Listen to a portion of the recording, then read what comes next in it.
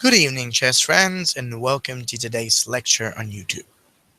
Today we're going to be talking about a very interesting opening, known also as the Taimanov in Sicilian. And one of the reasons why I really want to talk to you about this opening is because it is just so instructive to play.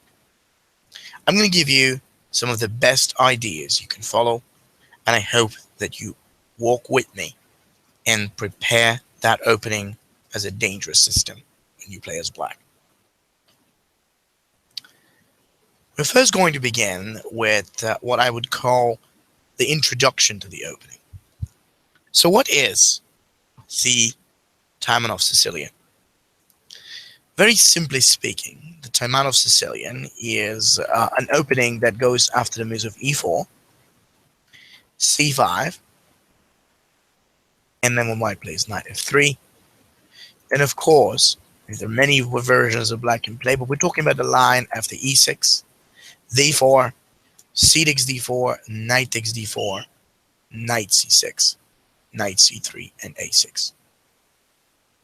Now, to be more specific as to what this line is all about, let me tell it like that. Everything in this position, I mean literally everything, comes around one idea. How can black prepare and possibly challenge the white pieces? Now, this is a very interesting thing. So we're going to be talking about the counterattacking options. So for any of you guys who wants to know a little bit more about how to play that opening successfully, I'm going to give you some incredibly valuable ideas that you can take into account almost instantly. We're going to start by looking through some games. Yes, we're not going to look at those games in detail.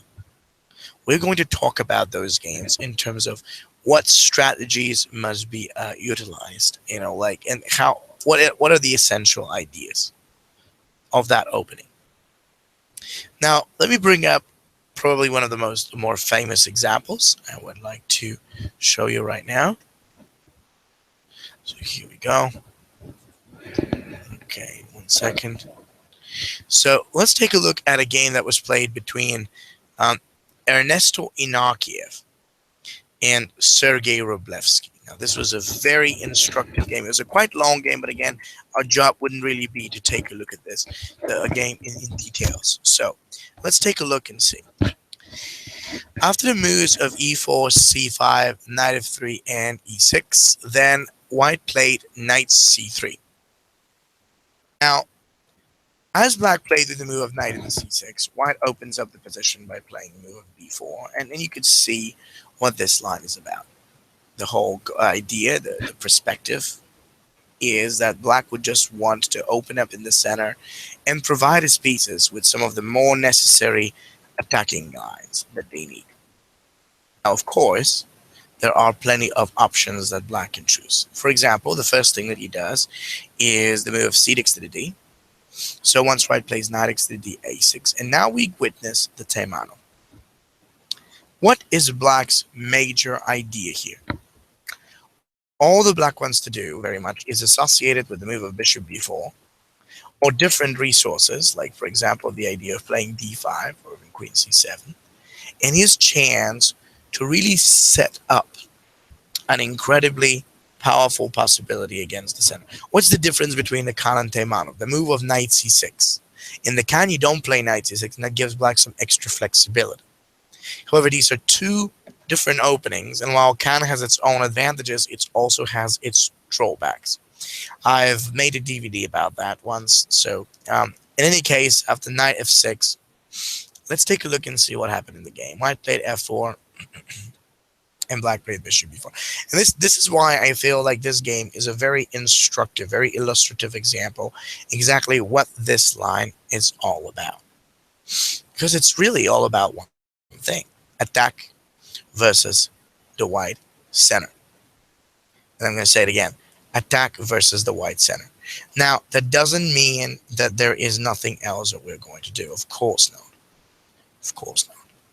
But this is the major thing that black is looking for, the major goal, the major idea, the major everything. And so now, as that move follows through, we can actually understand one of the biggest issues for white. And this is that when he plays with bishop d3, we're going to have e5. And that is really, truly impressive as a variation. Why? I mean, what's the real deal here in this position?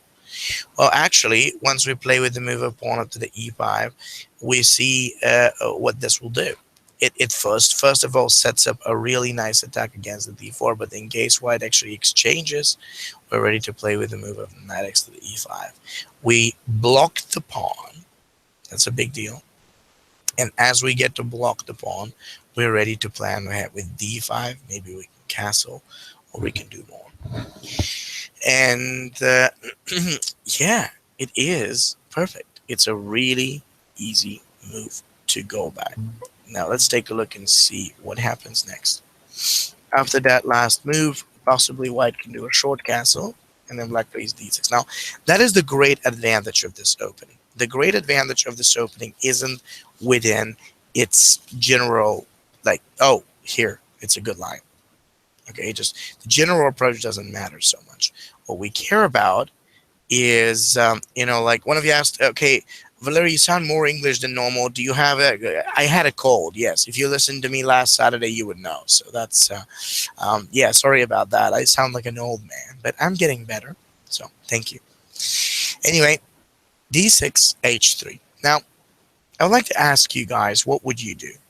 I want you to think carefully about this position and let me know what would be the best idea to play with here.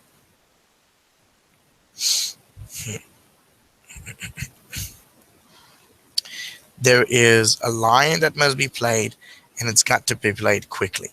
So take a second and think. What's black's best resource given this situation? Anyone?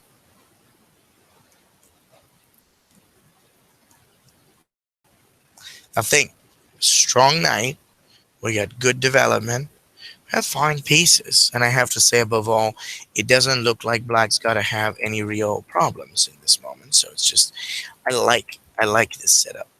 Okay, I do. I truly do. So if we have all that setup in place, and yet we're still wondering how do we really turn it into a successful position, what can we make?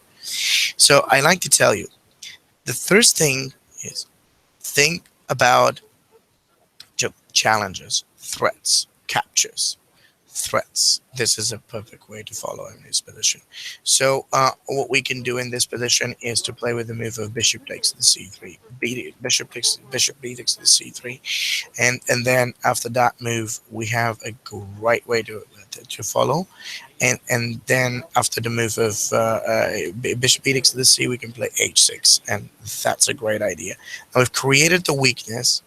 We have actually put him under pressure at e4, and it's an easy way to follow. So that's the way to go forward. And after that move of h6, white of course has to do the move queen e1, and black castles. Now look at what black has achieved out of the opening. He got fantastic pawn structure, he got a better development, he got a great knight versus a bad light square bishop, and white has terrible downside pieces. I mean, if you really think about it this way, you understand the most important thing that he really has, that white is having, and that is, just the bad development. I mean, in every aspect of the situation, you understand that white's development just makes no sense whatsoever. He's got bad pieces, he's got horrible control, and he's got really things to be worried about. So it just adds to the position that's so bad. After short castles, queen to the h4, then there's a move of knight to the h7 in this moment. So it's a good thing. Well, white played queen h to g3, and see, I gotta tell you, when you're in a position like that, it takes a while to get it right. Now, what do I mean by this? Well, it means a lot of things, but the most important thing that it means is that if you want to be successful, you have to approach a winning position of that kind very gradually, I would even say slowly in a way, because it's not easy. Okay, I want to point that out. It's not easy to play these kind of positions. You have to be careful, have to be close to basically approaching these well, and you have to just do it very, very precisely. So after white's queen moved up to the h3 square, all the black had to do was to move his king right down to h8, make sure that the king is safe, the knight is good, as well as the other queen has the values. So it's a perfect looking small idea, making this to work really well. And of course, after that move, apparently black has got to make a move of knight f6, and maybe he can play with the move of knight of the e4 out there. And so it's just it. See, the big thing about this is that as black gets to stabilize and make sure his position is solid, white is going to experience problems. He plays knight f3, and what do you think? What should black try to do now? hmm What should black do now? Think carefully. Black has to decide what to do with this knight. This is a big question. It's not an easy position, but it's a big question. See, here's the idea. See, first and foremost, what you want to do is play f6. That's the big deal. So just after we play with the move of pawn up to the f6, and so just we have the e5 in the defense. If he exchanges, we can recapture, and it's going to be great. So a4, bishop d7. Step by step, because black is so much backward, or white is so much backward that you can't do anything. So we want to use we want to use the time to solidify, and black is using it perfectly. Look at that. So you see, it was a long game. It was over 100 move game. In the end of the day, it was black who really succeeded because white can't do anything at all. Think about it.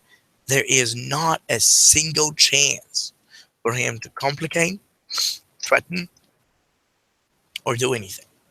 It is that bad for him to play this type of position. So what I want you to remember, more importantly, is that this opening gives you the advantages that many other openings can. It's unique, it's interesting, and most chess players don't know how to play it. Now, I know that I'm advertising it a little too much, but I love it. I really do. It is a good opening. So if you like to learn a little bit more about it, stay with me for a little more. But then also I recommend you to check the excellent course on the Taimanov Sicilian. And essentially, you can learn a great deal from a brilliant master, Damien Nemes, who actually offers a complete course of 8 hours explaining how to play this, extremely successfully. As a grandmaster with over 2,600. So I do recommend you to check up his course. But overall, remember that the basic idea is attacking white center. And that's what makes it so unique. That's what makes it so great. And other openings cannot really qualify for that because they don't have that ability. They don't have the value of making this as perfect or as good as this can be. So let's talk about another interesting game that I wanted to show you with this opening so you can realize what it's all about. The next game I want to show you was played between two, again, top grandmasters, as a matter of fact. It was a great game. And let me bring it up. It shows the power and the speed of the opening. Ruslan Ponomaryov, who was actually one of the youngest grandmasters and one of the youngest world champions of the history of chess, is playing it with the black. And this actually happened transposed from the close Sicilian, from the Grand Prix attack. White did not play d4 initially, but then he actually figured out that he has to do it in the end of the day because, well, I mean, he needs to open up the center. He needs to try and open up his pieces. So essentially, he had to do it. But yeah, it's a nice thing to say that in some way that was basically that transposed into the Taimanov. Now, the Taimanov is interesting because, sorry, Black has an opportunity to make a very efficient, and I want to say it, efficient exchange. The reason for this is because if he's able to play with the move of knight to the d4, once that trade really does go, once that exchange actually appears, there's a huge problem, and I want to say it. The major difficulty and the big problem that white would have to experience happens to be just that one main thing. Okay, and that main thing is the queen. It's going to be now attacked. Now take a look at how fast black engages his whole counterplay. Now forget the rest. Just think and look at how fast black does it. He plays b5, then he does bishop b7, and rook c8. You can't quite get that speed in many other openings. That's why the Taimanov is very unique in its way. It's a very unique kind of system. It's a very interesting one in that moment. Now, essentially after that candidate, then white plays a3 in order to sort of defend towards b4, so we don't get to push in there or challenge him quickly. But then black can play knight f6, bishop f3, and suddenly there is rook c4 that drives white's queen out of the way, and it's beautiful. White's queen has to move back, which actually means that black can do queen c7, castles, and then bishop c5 really stands out terrific. We got a challenge against white's dark square bishop. We got the opportunity to press against this f4, which looks great. And then we have the c file to build on, which I love as a resource and as an opportunity to play towards. It's a great looking position in every aspect, in every way. And that's what really builds to the attack and builds up and builds up and builds up. So that's how we do it. When the move of bishop to the c5 really is set up, we could see the problems. And now what white has to do is king h1, and then we got to play with bishop takes c3, queen next to the e3, and then queen to c5.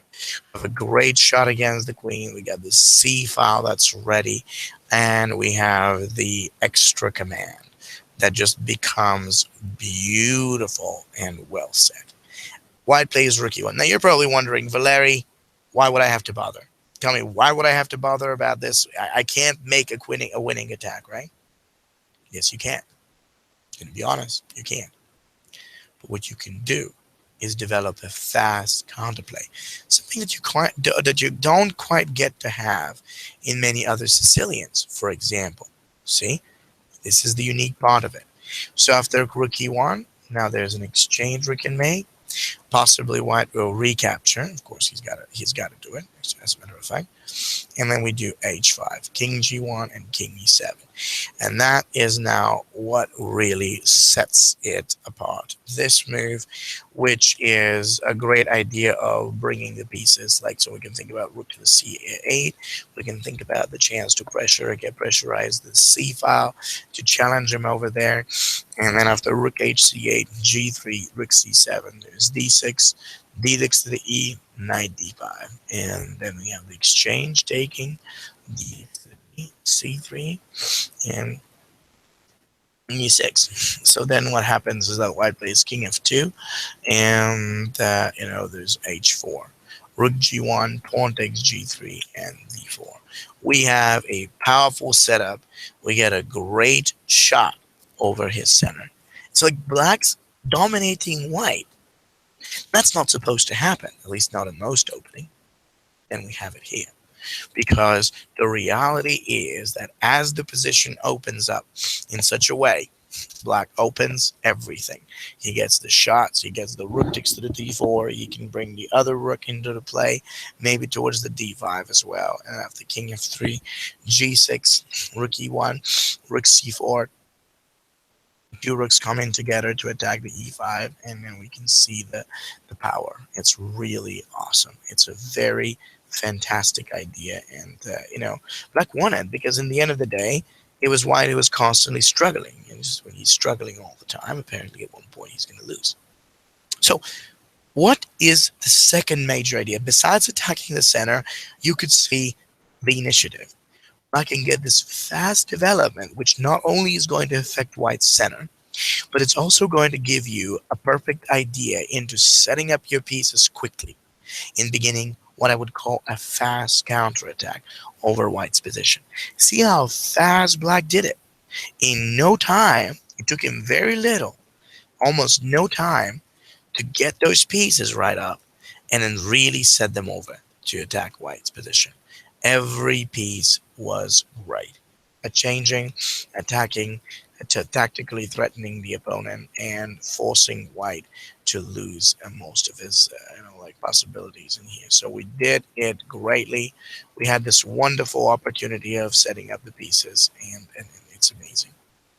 So I want to show you another very instructive example of the same opening so you could see the values of it and then how that works in other circumstances. Again, we're talking about major ideas. If you want, if you're interested in learning this opening in detail and preparing a solid repertoire, I do recommend you deeply to take a look at Grandmaster Lemmer's fantastic course, which is on the on this opening, and it's on the link below the video. It's with 60% off.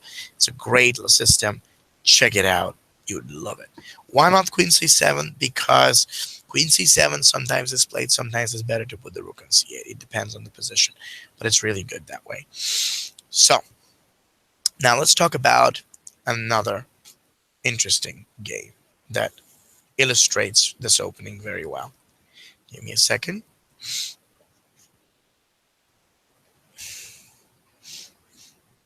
Mm-hmm.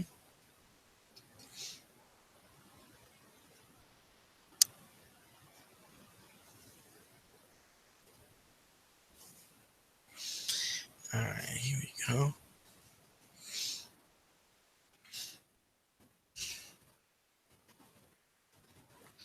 Just a second. Here we go. Now, on occasion, people play it a little differently as white. And I want to show you what to do in case they play it a bit differently. That next game is going to be a great example to see what to do and how to make most out of your position when you see another approach.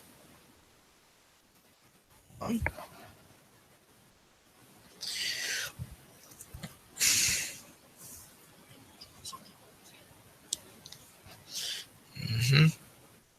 So I've heard by many chess players how afraid they are of the system, the so-called system Maroczy bind. And here I want to tell you something. Maroczy bind looks scary, but it is not. Even if white gets all the space and all the pieces, still not going to have that perfect development. For example, after the knight b5, he wants to do knight d6 and challenges. Now that's pretty apparently good. But there's a very important but. He doesn't get to keep it or to hold on to it as a kind of advantage that he would possibly like to grow and stretch and build on. And that's pretty important if you really ask me. I'm going to tell you, that is one of the most important things you can remember.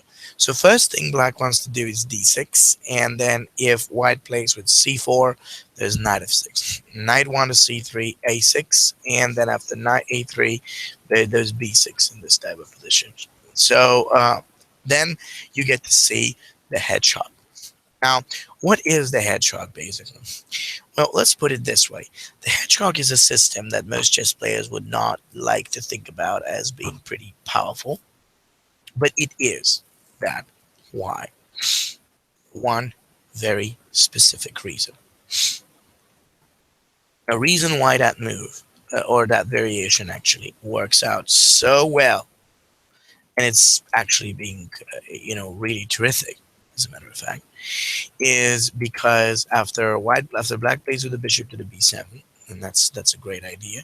Then what we're going to do in this moment is going to be that we have bishop e3, bishop to the b7, short castles, knight to the e5, and then upon that move we have f3, short castles. Now look at this. White's got a great set of squares and space to control, but if you really think about it from the very beginning, you get to start and understand that it doesn't matter.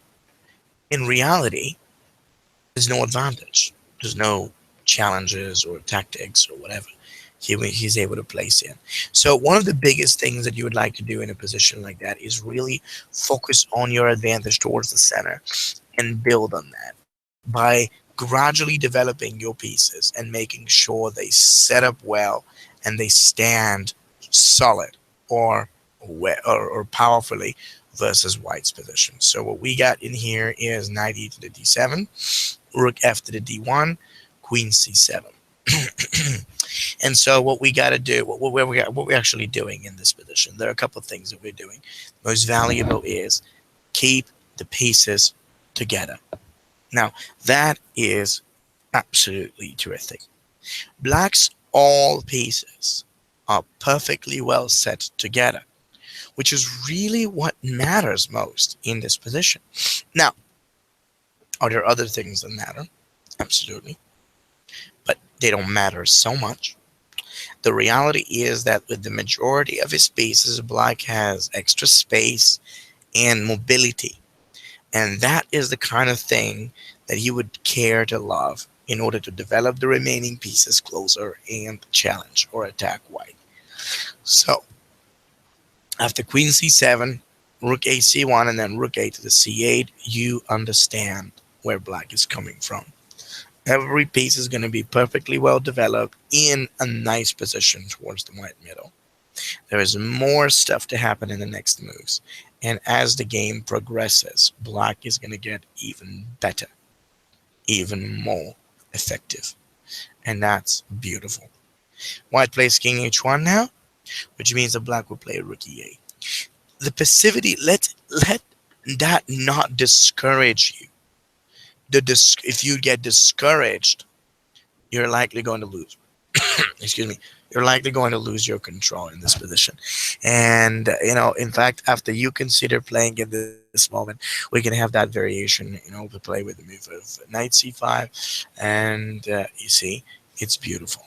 Little by little, we're turning our pieces very nicely. So knight d1. Now, don't ask me why does white play that move. I think that one of the reasons is because he just needs to get out there to probably maneuver that knight onto the d2. So what do you think Black has to do at this very moment?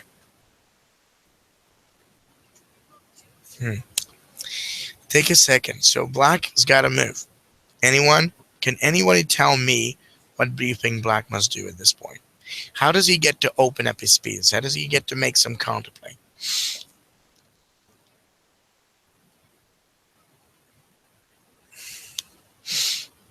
What's the more efficient way for Black to open and make his pieces work?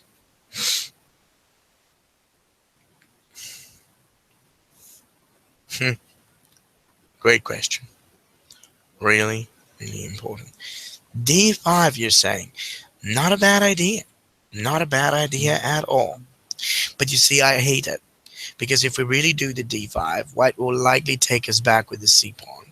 He's going to open up. He's going to discover a possible attack versus our queen. And however you think about it, I'm really not going to like it. A move like edx to the d will lead to knight x to the d5. He'll drive the queen under attack. He's going to challenge the b6, and he is going to have the advantage. We can't do this. It's not that it's bad. I don't think the move is bad. I just don't like it because it's not going to work.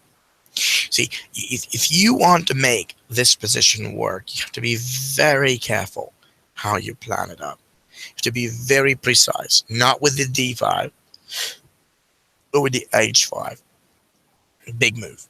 Now, nobody would ever think about such kind of a move because, that just makes no sense. I mean, who would like to think about king side attack? Come on.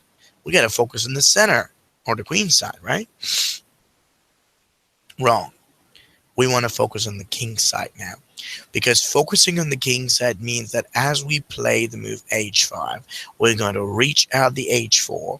We're going to eventually push ahead with something like h3, and we are going to drive the g2 so that essentially once he kind of loses up the cover, we can bring over the rest of our pieces quickly. It's a beautiful move, and it works. h5. Look at this. The coordination of the black pieces matters a lot more than the white space. Queen b8 and d5 must be prepared. I agree with you guys, but it has to happen in time. And now, in that very moment, as we do it, we play Queen b8 and h4. It's very instructive that, in fact, black picked up to give away the pawn, almost like he didn't care. But he did care. It's just that, even if white is taking this pawn at that very moment right now, it really wouldn't make much difference, as we're already having the advantage and we're already going to place some severe pressure over the position. What happened was that white takes the pawn with bishop takes to h4, and this is the time where black plans ahead with knight to this place ahead with knight to c5. Queen a2, knight f takes to the e4, really breaking through and taking on the opportunity to attack.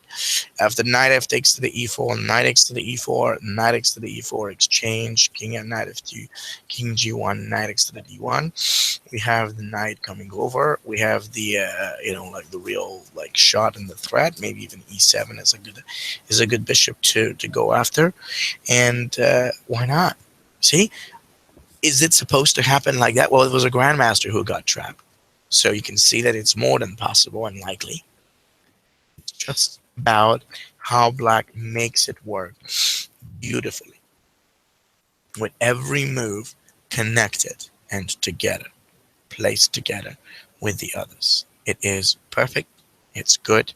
And it is a really interesting variation in this type of position. So after knight x to the d1, we have the tactical thing, and then after that, of course, we got more pressure than in that moment. So beautiful, strong, easy, and effective. All the things that you need in a position like that. So how do we do that in this case? So after continuing with the move of so let's see, then white played bishop to the g5, d5 here, and actually after that type of a move, and then queen e5, d takes to the c, rook takes to the c, bishop to the d5. Great example, nice shot, and white was totally off. So the Maroczy bind, if somebody surprises you, don't worry about it. All you have to focus is on the easy development and the opportunity to bring your pieces closer towards attacking the center. So that's all you have to know. It's the simple concept that matters. Now, let's talk about another very instructive game that has to do with a similar concept. Now, this time we're going to talk about how to approach the early c4. So 1 second. Now, this was actually played between Valeri Lilov and a very talented young girl. So, basically, it started with e4, e6, c4, and d4. Now, sometimes people go into the Scheveningen with this, but it wasn't a move that black should be afraid of. The reason is because after we play with the move of bishop to b4, you can very quickly realize the danger that white is going to be into. First off, because of the c3, and now the e4 gets quickly attacked. And then the other reason is because after we have that move played out, not only the e4, but more or less everything in this position just looks kind of bad for white. I don't want to say anything horrible about his game, but let's face it. I don't know about what you think, but honestly, I wouldn't like to be white here. It just doesn't look like the position that I would love to have in either way. So the truth be told, after bishop b4, knight x to the c6, and then d x to the c6, there is a great chance to keep the pin, attack and threaten the knight on c3, and do a lot more of that, as well as other stuff and other things in this position. But it does feel convenient and powerful. Most of the white-owned pieces just don't look like they are actually going to get anywhere. And so after queen takes to the d8, king takes to the d8, e5, and then knight e4, the threat over the c3, the bishop from b4, and the fact that white's king is behind are all bad and feeling horrible. With a3, and now we have the bishop takes the c3 move. bx to the c3, and then cb6. We can see that there is the bishop that will come down to a6 very quickly, and then as the bishop goes out to the a6, we're just going to deliver. We have the pressure on c4 that's being delivered. We got the c3 that's being sort of challenged in this position, and we have the attack. So white's going down quickly. He is in an awful looking position. So that's pretty much it. After bishop h6, white plays rook h3, then black can play king to c7, and then that pawn hangs. You see, the real interesting part of this position is that white failed miserably in the opening. It's not so much about did he go right, did he go wrong, could he do it better. It's not at all about that. It doesn't matter. That part doesn't matter. The thing that matters is was he able to hold the pressure? Was he able to hold this good structure? So in the end of the day, the Taimanov here really proves successful. And I'm not trying to sugarcoat it. You see, those are grandmaster games. Okay, maybe they were not in this perfect shape when they were playing the games. They're still grandmasters. They're still great players. So in that respect, I like to say that it is a really efficient system if you know what you're doing. And if you know the counter chances that go against the white center and his pieces or his development, you have nothing else to be wondering about. It's just what it is, and it's supposed to be like that as it goes. So bishop d3, rook a d8, bishop c2, we take down the c4, we do knight b5, and obviously Ivan Chuk won very effectively. So you see that especially in those kind of scenarios, our ability to put pressure over white center is terrific. It is brilliant, it is effective, it is challenging, and it is how we get it going. So like ultimately after the move of knight x to the c6, d6 to the c6, then we can have king takes to the d8 and knight e4. There's a nice attack. There's the bishop that's come down to the a6, and there's rook to the d8. So all good. Tactical idea and attack towards the center. Quick counterplay for black. Something very similar. You see that in so many occasions. That happens again and again and again in different scenarios. Let's take a look at another game that I'd like to show you so you can see how this a similar line worked out and how you can apply technically a good counterplay even when you think that you're passive. This happened in the Trump's Olympiad between Grandmaster Ding Luren and another very strong master. So this game black was playing. Now, by the way, wanted to mention one more time that if you want to learn this opening in detail, do not forget to take a look at the video, at the 8-hour course by Grandmaster like Damien Lamarche. He's made a fantastic 8-hour course. It's an incredibly cheap price, and you might really love looking at that because it's really, really effective. So this is a great counter-attacking opening. So after the exchange, knight c6 and then a6 as it happens. Now basically the development and everything works out great for black. He has the setup, he has the to come to control, and then the rest of the pieces are pretty good too. So let's see what happens next in this position. So like after that move, and so like after that white plays with the move g3, black plays d6. Now this looks more or less of a normal system out there. Like why would we bother? But take a look at that. So it's very instructive. As we play it like that, like black is able to quickly develop his pieces nice and easy, no complications whatsoever. But more importantly, he is going to prepare a quick and efficient counterplay versus white's position. And I really mean what I say. Quick and efficient. Quick and efficient. It's just like that. How does it work? Well, bishop d7 castles. Knight f6 is what white does for sure. And then after the move of knight to the f6, white plays along with a4, hoping to, well, I guess take a hold of the b5 spot. Not a bad idea, In fact, pretty decent. So what do? First of all, we develop with bishop e7. We don't take any action towards the queen side. We don't want to. Not yet, at least. And as white plays with a move of knight takes to the c6, we don't mind that move. Okay, so this is very important. We don't mind the whole endeavor that white is going to engage on the queen side. That's okay. Let him. Playing bishop takes to c, bishop f4, and queen c7. The interesting thing about this opening is that it always comes down to that.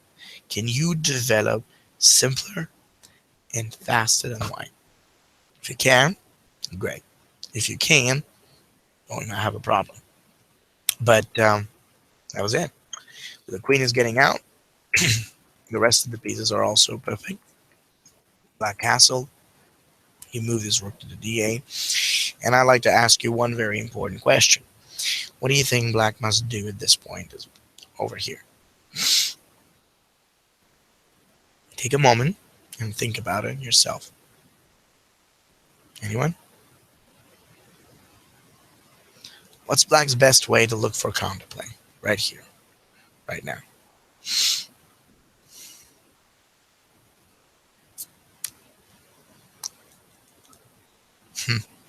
Great question, I think. Great question.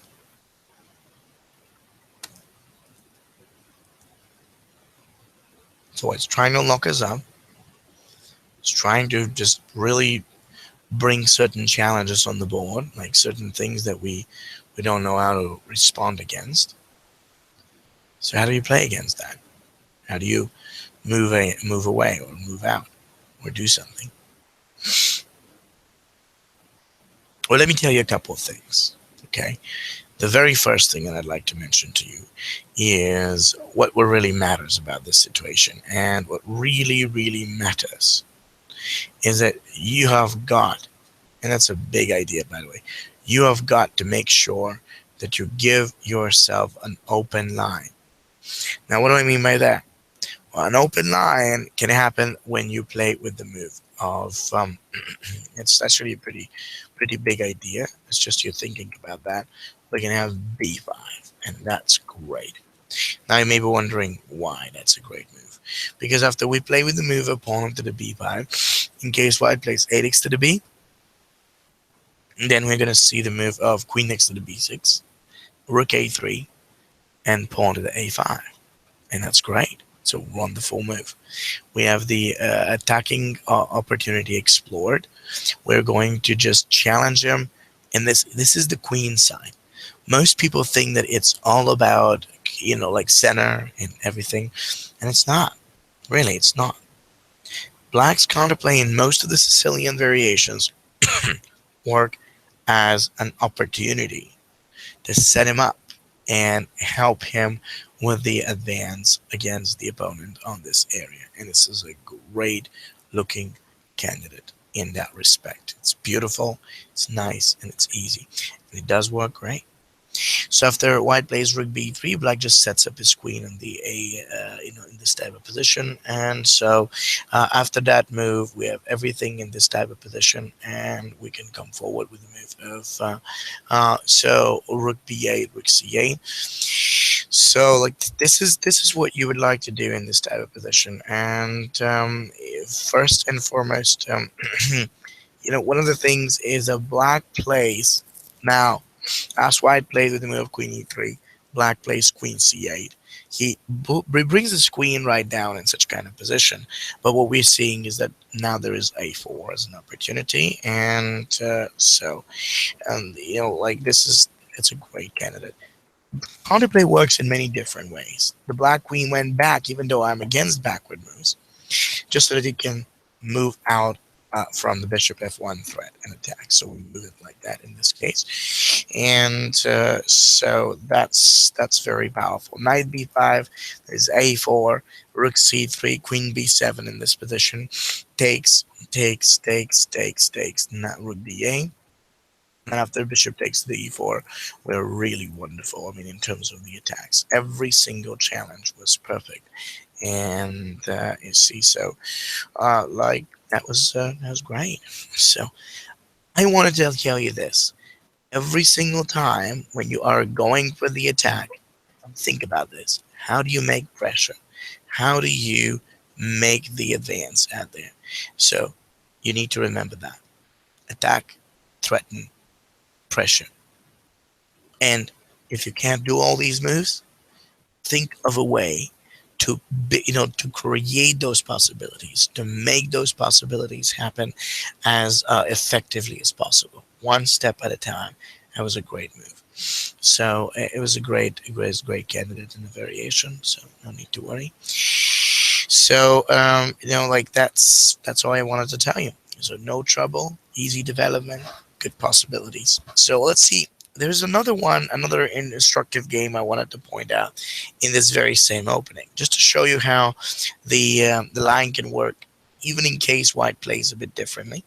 This was played between Rustam Kazimjanov and Lazaro Bruzon, two very famous grandmasters, by the way. So let's take a look and see what it was about.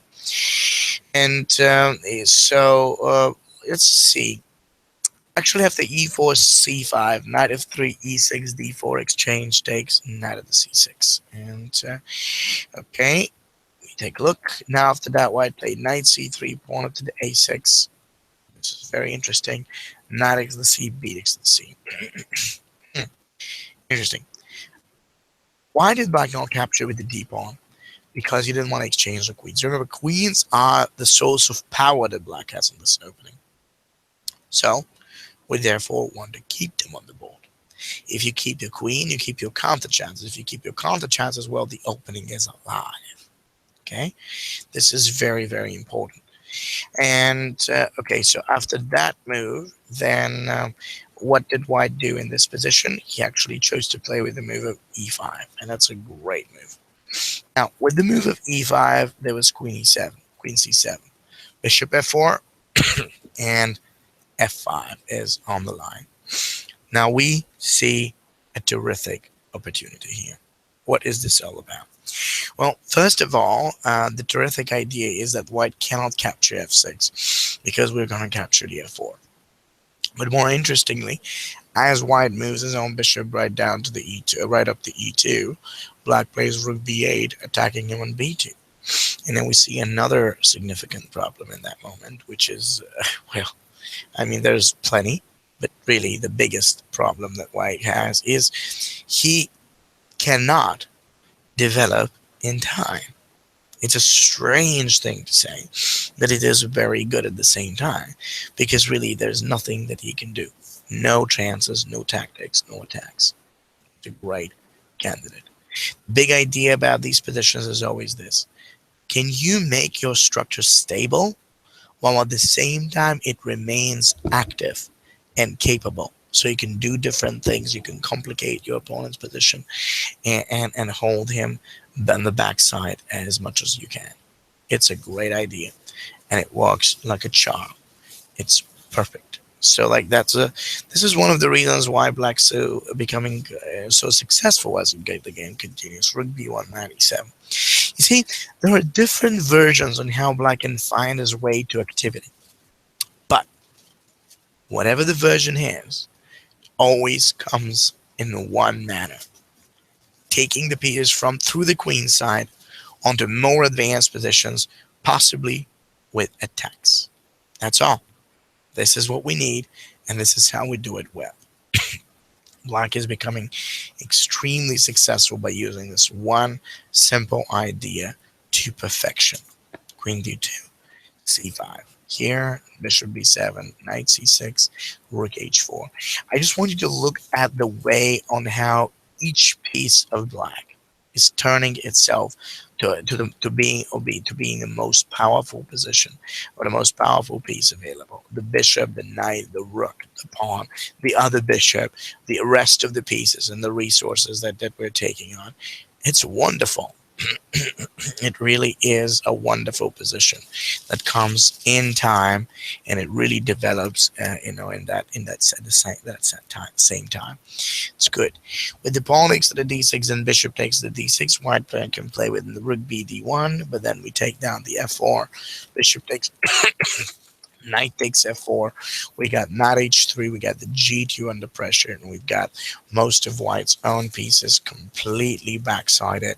So it's a perfect game. Most white is obviously like losing it here, especially considering what's going against the g2 pawn. It's terrific, strong, and effective at the very same time. It's awesome. Black can, of course, get to castle in that type of position. And then after queen d7 and queen b6, we see the threat over b2, the c4 check, and then we have the three pieces. And, like that's the way to go. It's a pretty interesting way of realizing the danger, like against the white position out of different sequences. Now, I'd like to ask you guys whether you have any questions about this opening that I may be able to cover right now. Please let me know if you have any questions right now, and I'll be covering it. Now, yeah, so let's see. Now, if you have any questions, just let me know right now. In the meantime, I wanted to say again, you can take a look at the the iChess perfect promotional offer that they have, 60% off Grandmaster Damian Lemmer's course on the Taimanov. I recommend you to check it out. It has a lot of typical positions and a full repertoire, just in case you want to see it. And let's see, does any of you have a specific question about this opening? If you have, just send me on the chat right now. I'd be very glad to tell you about it. Now, on another hand, okay, I just got a question. Can you transpose to the hedgehog? Yes, of course. And the difference between Taimanov and Khan, I already answered. So, in any way, if you have any question, put it here, or you can always send it to me over my email, which is valeri.lilov@gmail.com, or you can do that directly on my website, which is www.tigerlilov.com. So, what is engine? What does the engine tell us? Well, the engine cannot tell you anything about the opening, because within the opening stage, there's just too many variables, too many things can change. So, it obviously gives you slightly better for white, but it does it for every opening in chess.